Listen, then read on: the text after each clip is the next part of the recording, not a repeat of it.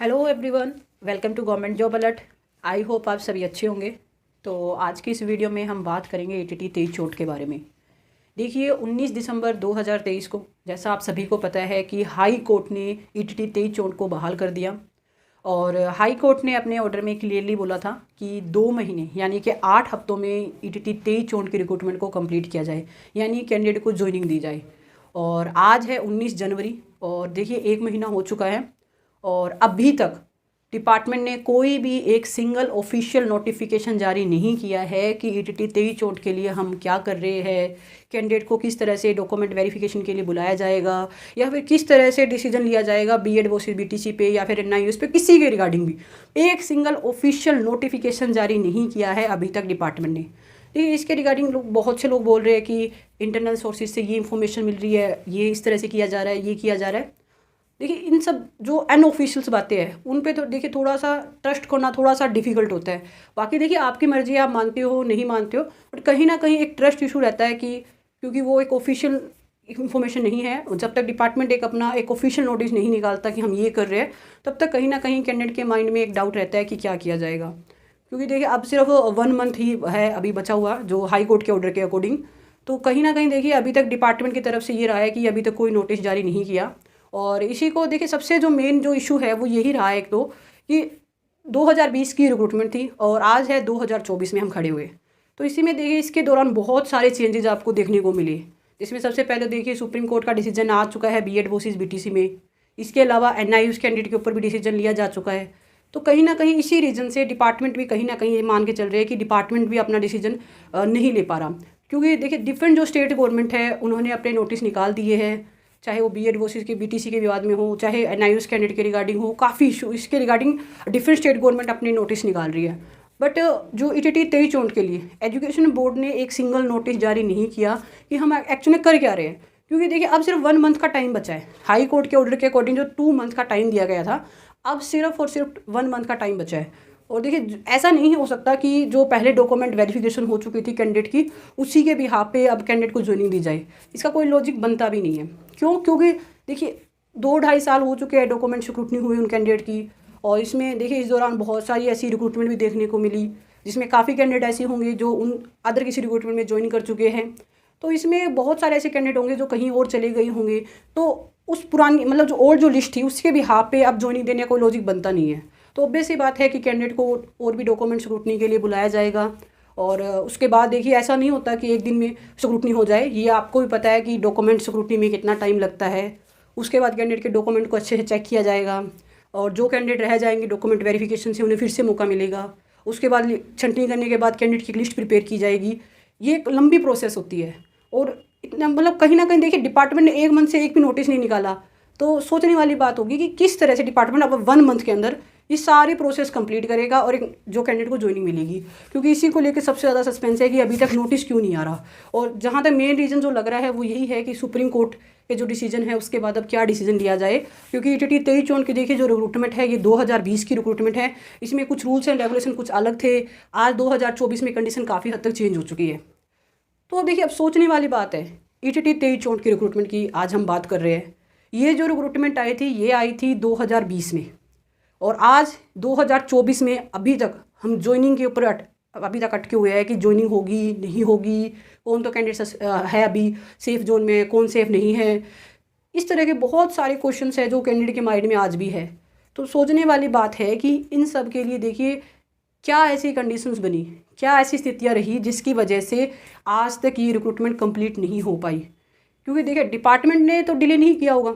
Department ने अगर delay करना था, रिक्रूटमेंट नहीं करनी थी तो नोटिस ही जारी नहीं करता। तो क्या रीज़न बना जिसकी वजह से आज तक कैंडिडेट अभी तक ज्वाइनिंग का वेट कर रहे हैं। तो देखिए ये 2020 की रिक्रूटमेंट थी और ईटीटी काडर की रिक्रूटमेंट है। और देखिए ईटीटी के लिए जो मिनिमम क्वालिफिकेशन होती है वो यही है कि 10+2 plus ETT. Minimum qualification most of the state में आपको यही देखने को मिलेगी। और क्योंकि देखिए एनसीटीई का जो गाइडलाइन थी वो आ चुकी थी, तो उसी के अकॉर्डिंग बीएड कैंडिडेट को भी रिक्रूटमेंट में शामिल किया गया। और देखिए उस टाइम काफ़ी ईटीटी कैंडिडेट भी इस चीज़ को लेकर नाराज़ थे कि नहीं इस तरह से नहीं करना चाहिए। बाकी देखिए जो भी था वो भी एनसीटी के गाइडलाइन के अकॉर्डिंग सब कुछ किया गया। खैर जो भी था तो अच्छे से डॉक्यूमेंट एग्ज़ाम कंडक्ट करवाया गया, डॉक्यूमेंट वेरिफिकेशन हुई, सिलेक्शन लिस्ट भी प्रिपेयर कर ली गई, सब कुछ मतलब फाइनल हो चुका था। देखिए इसमें ये था कि जो कैंडिडेट जिन्होंने अपनी जैसे मैंने बताया कि मिनिमम क्वालिफिकेशन क्या होती है आपकी 10+2 + ETT। इसके बाद जिन कैंडिडेट ने अपनी ग्रेजुएशन की हुई थी, तो ग्रेजुएशन के क्या थे कि आपको एक्स्ट्रा मार्क्स दिए गए। और बहुत सारे कैंडिडेट जिन्होंने अपनी ग्रेजुएशन की हुई थी उन सबको मार्क्स देखने को मिले, सबको मिले ऑलमोस्ट, क्योंकि मोस्ट ऑफ द कैंडिडेट थे ऐसे जिन्होंने अपनी ग्रेजुएशन की हुई थी। तो देखिए इसी में कुछ गिने चुने कैंडिडेट, ऐसे कैंडिडेट जिनको ये था कि उनके ग्रेजुएशन के मार्क्स मिलने के बाद भी उनका सिलेक्शन नहीं होगा, वो कैंडिडेट स्पेशली, उन कैंडिडेट ने क्या किया कि हाँ अब हमारा सिलेक्शन तो हो नहीं सकता, तो इसी को लेकर वो क्या चले गए, वो चले गए कोर्ट में कि हमें हायर एजुकेशन के और मार्क्स दिए जाए। सोचने वाली बात है। देखिए 2020 की रिक्रूटमेंट है, एग्ज़ाम वगैरह सब कुछ हो चुका है, उसके बाद कैंडिडेट केस लेके जा रहे हैं कि नहीं इस तरह से हमें और मार्क्स चाहिए। उन कैंडिडेट से पूछने वाली बात है कि अगर आपको केस लगाना ही था, आपको इसको डिफेंड करना ही था, तो जिस टाइम नोटिफिकेशन आया आप उसी टाइम इसको चैलेंज करते कि नहीं हमें तो हायर एजुकेशन के मार्क्स चाहिए और भी चाहिए इस तरह से। क्योंकि देखिए सब कुछ हो चुका है प्रोसेस, उसके बाद आपको जब लगा कि आपका सिलेक्शन नहीं हो सकता, उसके बाद आप कोर्ट जा रहे हो कि हम तो एक्स्ट्रा मार्क्स लेंगे। ये कहीं ना कहीं देखिए कहीं ना कहीं कैंडिडेट की ही मैं मान के चल रही हूँ कि गलती थी, क्योंकि ऐसा नहीं है कि देखिए ऐसा नहीं हो सकता कि सभी जो कैंडिडेट जिन्होंने एग्जाम दिया था वो सभी इसके लिए रिस्पॉन्सिबल है, नहीं ऐसा नहीं है। कुछ गिने चुने कैंडिडेट थे जिन्होंने आज ये कंडीशन खड़ी कर दी कि आज भी ETT 23 जोन के कैंडिडेट ज्वाइनिंग का वेट कर रहे हैं। और वो कैंडिडेट कौन थे वो देखिए आपको भी पता है, मतलब मुझे कुछ बोलने की जरूरत नहीं है, वो आपको ही पता है कौन कैंडिडेट थे, किस तरह से क्या रहा पूरा मैटर अभी तक। तो सोचने वाली बात है कि इसका अब खामियाजा किसने भुगता। देखिए सब वो जो कैंडिडेट थे उनका तो सिलेक्शन देखिए होना ही नहीं था, उनको तो अभी भी सस्पेंस में था और अभी भी शायद वो सस्पेंस में ही होंगे।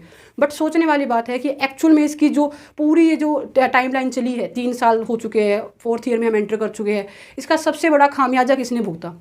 सबसे पहले तो देखिए उन सभी कैंडिडेट ने, ETT 23 जोन के उन सभी सिलेक्टेड कैंडिडेट ने जिन्होंने बहुत अच्छा स्कोर किया था, उन्हें ग्रेजुएशन के एक्स्ट्रा मार्क्स भी नहीं चाहिए थे फाइनल सिलेक्शन के लिए। सबसे बड़ा खामियाजा तो उन सभी कैंडिडेट ने भुगता।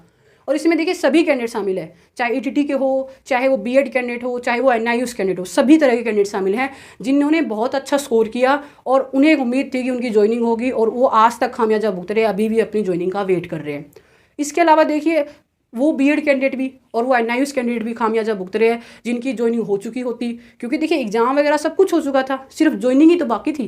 तो ज्वाइनिंग हो जाती उन कैंडिडेट की। अब तक देखिए उस टाइम तो कोई मुद्दा भी नहीं था, NIUS का मुद्दा था, ना कोई B.Ed वो CBTC कोई मुद्दा था, उन कैंडिडेट को आराम से ज्वाइनिंग मिल जाती और आज उन्हें 2 साल हो चुके होते अपनी सर्विस कर रहे होते। मतलब एक टाइम पीरियड, अच्छा खासा टाइम पीरियड हो जाता उनके लिए कि भी जो NIUS है या B.Ed कैंडिडेट है वो ज्वाइन कर चुके होते एज ETT। और ऐसा नहीं है कि सिर्फ पंजाब में पहली बार ऐसा होता, बहुत सारे ऐसे स्टेट्स हैं, चाहे वो उत्तर प्रदेश ले लो, चाहे वो बिहार ले लो, ऐसी बहुत सारी स्टेट है जहाँ पे आज भी B.Ed के जो कैंडिडेट हैं या NIUS के कैंडिडेट है एज ए PRT जो टीच कर रहे हैं। और हो सकता है आने वाले टाइम में कुछ कहीं ना कहीं कुछ राहत उनके लिए देखने को मिलती है सुप्रीम कोर्ट द्वारा कि चलो जो ऑलरेडी सिलेक्ट हो चुके हैं उनके लिए चलो हम कुछ राहत कुछ करते हैं। पर अब क्या, अब तो आपको ही पता है। देखिए अब क्या हुआ, ना तो B.Ed और NIUS कैंडिडेट की ज्वाइनिंग हुई और ऊपर से सुप्रीम कोर्ट के ऑर्डर आ चुके हैं और कहीं ना कहीं अब देखिए सस्पेंस बन चुका है कि अब उनका क्या होगा। क्योंकि 2 साल पहले होता तो ज्वाइनिंग हो चुकी होती, नया भर्ती अटकती और आराम से ज्वाइनिंग हो चुकी होती और आप स्कूल में कहीं टीच कर रहे होते। और अब क्या हो गया, अब हो गया बहुत बड़ा, मतलब कह सकते हैं क्वेश्चन मार्क खड़ा कि उन कैंडिडेट का अब क्या होगा। क्योंकि देखिए सुप्रीम कोर्ट का ऑर्डर आ चुका है और अब बहुत सारे ऐसे कैंडिडेट होंगे जो मुझसे पूछते हैं मैम B.Ed कैंडिडेट के बारे में कुछ बता दीजिए, मैम NIUS कैंडिडेट के लिए कुछ बता दीजिए। देखिए मैं इसके बारे में आप खुद बताइए इसके बारे में मैं क्या बोल सकती हूँ अब, क्योंकि मैं कैसे कह दूँ कि हाँ B.Ed कैंडिडेट सेफ़ है। क्योंकि जो कुछ है देखिए सुप्रीम कोर्ट के ऑर्डर आ चुके हैं, सब कुछ ऑनलाइन है, आपको ही पता है क्या कैसे है क्या नहीं है। उसके अलावा देखिए बहुत से ऐसे भी है जो अभी बोलते हैं कि आप होप रखिए B.Ed कैंडिडेट के लिए अच्छा होगा, NIUS के लिए अच्छा होगा, ये होगा वो होगा। तो ये सोचने वाली बात है ये अब कि किस तरह से कैसे क्या अच्छा होगा। क्योंकि B.Ed और NIUS के लिए अच्छा ना हो इसके लिए देखिए बहुत सारे रीज़न है और क्या रीज़न है ये आपको भी पता है कि किस बिहार पे आज ये क्वेश्चन खड़ा हुआ है कि B.Ed कैंडिडेट का क्या होगा, NIUS का क्या होगा, ये आपको ही पता है। और मैं ये कह दूँ कि B.Ed कैंडिडेट सेफ़ है तो देखिए मैं खुद भी इस चीज़ को जस्टिफाई नहीं कर सकती, मैं बिल्कुल नहीं कर सकती इस चीज़ को जस्टिफाई कि B.Ed कैंडिडेट या NIUS कैंडिडेट सेफ़ है नहीं है, क्योंकि नए सेफ़ होने के तो बहुत सारे रीज़न है। और जो आपको बोल रहे हैं कि B.Ed और NIUS कैंडिडेट सेफ़ है, आप उनसे पूछिए कि आप किस बिहार पे कह रहे हो। सेफ़ न होने के बहुत सारे रीज़न है, सेफ़ होने का कोई एक रीज़न मतलब मुझे देखिए जस्टिफाई मैं नहीं कर पा रही इस चीज़ को किस तरह से सेफ़ है। मैं ये नहीं बोल रही कि B.Ed और NIUS कैंडिडेट कम्प्लीटली बाहर हो चुके हैं, ऐसा देखिए ये चीज़ भी बोलनी बहुत गलत है। क्योंकि जब तक ऑफिशियल नोटिफिकेशन नहीं निकालता है डिपार्टमेंट तब तक ये चीज़ नहीं बोली जा सकती कि बाहर है या इन है। बट कहीं ना कहीं देखिए एक बहुत बड़ी प्रॉब्लम हो चुकी है कैंडिडेट के लिए, और ये प्रॉब्लम सिर्फ 1 या 2 कैंडिडेट के लिए, बहुत सारे कैंडिडेट के लिए है। बहुत सारे ऐसे कैंडिडेट हैं, इसमें देखिए ETT के कैंडिडेट जिनका सिलेक्शन हो जाना था उनको कोई इशू ही नहीं है, आज भी इशू नहीं है, वो भी अभी तक अपनी ज्वाइनिंग के लिए वेट कर रहे हैं। तो अब सोचने वाली बात है कि जो ये सब हुआ है अभी तक, इसके लिए एक्चुअल में कौन जिम्मेदार है, किसकी गलतियों की वजह से ये सारी कंडीशंस आज ETT 23 चोट काडर देख रहा है। बहुत सारे ऐसे कैंडिडेट हैं जो कि ना बीएड कैंडिडेट को ब्लेम करते हैं, बहुत सारे ETT काडर को ब्लेम करते हैं कि आपने ये कर दिया, उन्होंने ये कर दिया। पर आप रियलिटी आप सोचिए कि जिम्मेदार कौन है। क्या एक दूसरे को इस तरह से करने से क्या एक्चुअल में डिसीजन निकल पाएगा? तो ये अब आई होप मैंने आपको जो भी एक्चुअल में जो कंडीशन बनी है जिसकी वजह से आज आप 2024 में भी ज्वाइनिंग का वेट कर रहे हो, आपको एटलीस्ट क्लियर हुआ होगा कि क्यों अभी तक ये पूरी कंडीशन बन के आई है, कौन जिम्मेदार है। अब आप खुद भी इसका अंदाज़ा लगा सकते हो कि कैसे क्या पूरी कंडीशन रही। और बाकी देखिए अभी तक इसके रिगार्डिंग जब तक मैं वीडियो रिकॉर्ड कर रही हूँ इस टाइम तक कोई भी ऑफिशियल नोटिफिकेशन जारी नहीं किया है डिपार्टमेंट ने कि हम ETT 23 चोट के लिए क्या कर रहे हैं। और उम्मीद है कि बहुत जल्द कोई नोटिस जारी करे, जो भी डिसीजन लेना है एट द एंड डिसीजन लिया जाए ताकि कैंडिडेट को एटलीस्ट क्लियरिफाई हो सके अब आगे होगा क्या। बाकी इसके रिगार्डिंग जो भी ऑफिशियल नोटिफिकेशन आएगा वो आपके साथ इसी चैनल पे शेयर किया जाएगा। आप इसके लिए इस चैनल को जरूर सब्सक्राइब कर लीजिएगा। और आई होप ये वीडियो भी आपके लिए इन्फॉर्मेटिव रही होगी।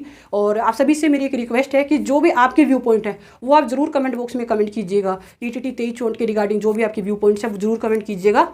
और अगर आपको वीडियो इन्फॉर्मेटिव लगी तो चैनल को सब्सक्राइब करें। Wish you all the best. Thank you.